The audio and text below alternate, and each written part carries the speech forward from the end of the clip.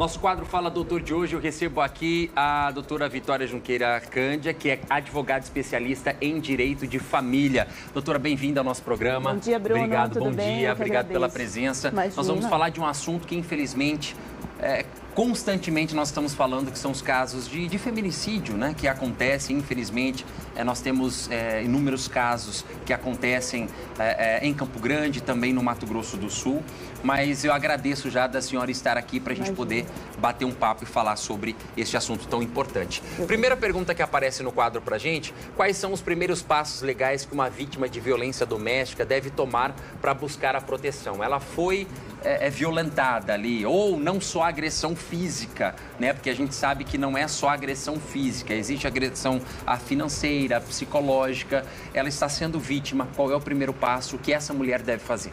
Bom dia, Bruno, primeiramente. Bom dia a todos que nos assistem. Primeiro de tudo, Bruno, o que eu acho mais relevante falarmos é que a gente precisa conscientizar essas mulheres que, de uma maneira geral, elas possuem esses direitos.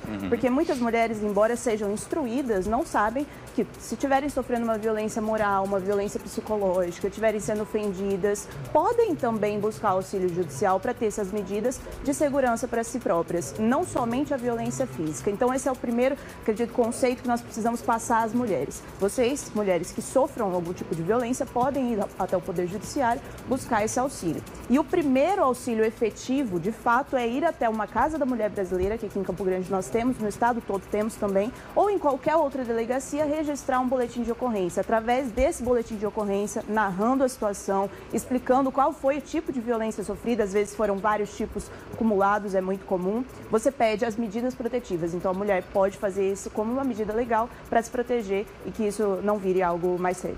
Até porque, às vezes, a mulher, na maioria das vezes, ela nunca denuncia na primeira atitude, né? Acontece uma, duas, três, ela acha que foi o momento, o companheiro ali, ele fala, não, desculpa, eu me exaltei, não vai se repetir. Então, assim, ela pode relatar também outros casos que aconteceram, que ela até então deu essa primeira chance, mas entendeu como sendo uma violência doméstica, com certeza, violência contra a mulher. Com certeza, Bruno. Alguma coisa pretérita, então não necessariamente no momento, algo que tenha acontecido hoje, mas sim há 2 meses, 1 ano, algo que você sofreu e não relatou às autoridades, mas sim configura uma violência doméstica. Então há necessidade de você ir até o Poder Judiciário ou às delegacias de polícia, os órgãos competentes para registrar isso, ainda que não seja atual. Certo. Vamos a mais uma pergunta, então. Quais os tipos de medidas protetivas disponíveis para a vítima de violência doméstica e como eles são solicitados?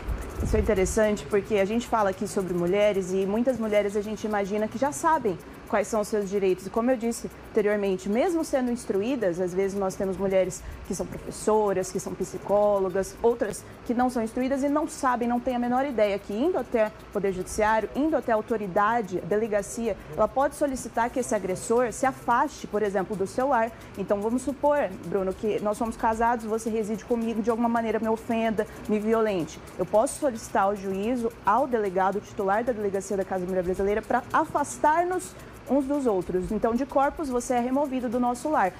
Essa seria uma das medidas. Outra medida, por exemplo, é evitar o contato com a ofendida, com a vítima. Então, você não poderia, por exemplo, me mandar uma mensagem, não poderia mandar uma mensagem aos meus familiares. Essas medidas todas visam a segurança e a integridade física, moral, para que o agressor não torne e não volte a se aproximar da vítima. Outras coisas, como, por exemplo, são mais drásticas, chegam ao ponto de tirar o posse ou o porte de arma deste agressor. Ele perde o direito de ter esse armamento, por exemplo, que é algo que muitos querem e fazem os registros e é uma parte burocrática bastante complicada, né? Então, tirar isso tem um peso grande para eles. É uma das medidas. Além de várias outras que, dependendo do caso, são aplicáveis. Certo. Então, essas basicamente são algumas medidas ali que, num primeiro momento, podem ser adotadas ali para proteger ou evitar que aquela agressão seja potencializada e, infelizmente, chegando a casos aí de fatalidade, né? Exatamente, Bruno.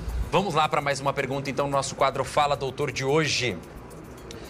Qual é a diferença entre homicídio e feminicídio e como o feminicídio é tipificado no Brasil? Porque às vezes acontece de ter um caso de que a mulher morreu, infelizmente, perdeu a vida, né? E o caso, ele é tratado como um homicídio e não como um feminicídio. O que diferencia, de fato, um crime para o outro?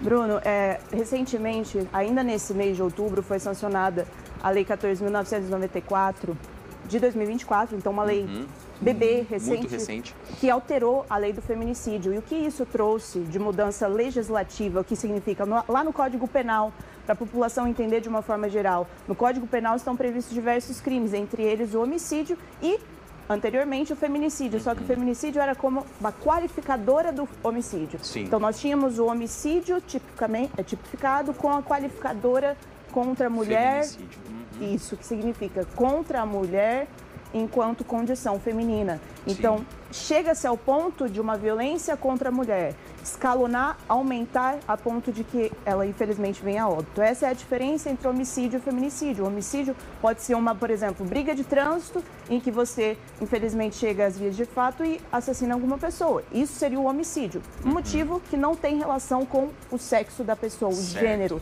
Já o feminicídio tem relação com aquele ambiente familiar, aquele ambiente doméstico, pela condição mulher, pela condição ser mulher. Essa é a única grande maior diferença que foi, inclusive, trazida agora por essa alteração na lei. Hoje, o crime de feminicídio é um crime autônomo.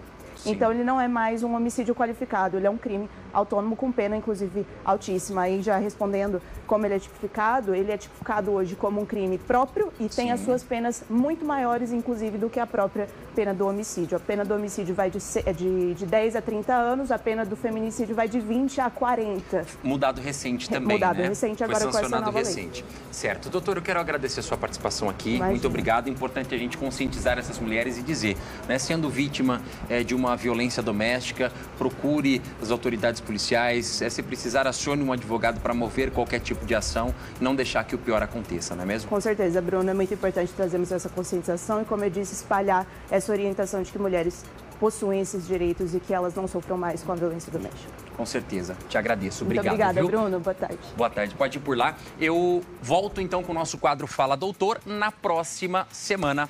Roda a vinheta.